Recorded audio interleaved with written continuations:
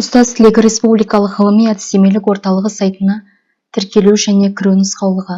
Ұстаз тілегі сайтына тіркелу үшін ең алдымен Google немесе Яндекс секілді іздеу жүйелеріне ұстаз тілегі деп ағылшын немесе қазақ тілінде де жазуға болады.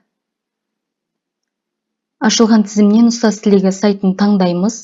Біздің жағдайда ол бірінші болып тұр. Міне біз республикалық ұстаз тілегі сайтына кіріп отырмыз. Басты беттен сайт ұсынатын барлық қызметтер тізімін көре аласыз. Осы беттен сайттың барлық бөліміне бір кнопканы басу арқылы кіруге болады. Сайтқа тіркелу және кіру батырмасы басты беттің сол жағында орналасқан. Кіру тіркелу батырмасын басамыз. Ашылған окнода сіз өз телефон номеріңізді жазасыз.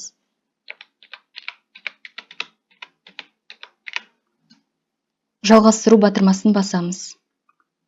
Сайт сізді автоматты түрде базадан тексереді.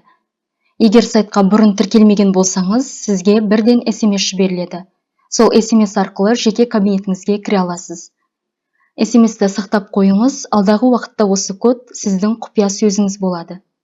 Қаласаңыз жеке кабинетте өзгерте аласыз.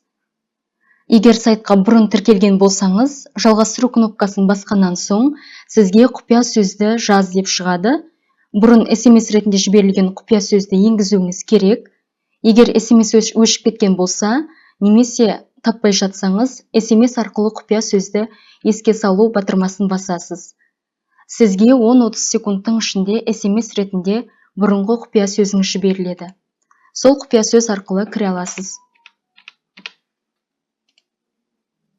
Құттықтаймыз, сіз сайтқа сәтті тіркелдіңіз. Сіздің сол жағыңызда балансыңыз, бонусыңыз және де ID номеріңіз көрсетіледі. Жеке кабинет деген батырманы басу арқылы жеке кабинетке кіре аласыз. Енді сайттың барлық қызметтерін қолдана аласыз. Сәттілік!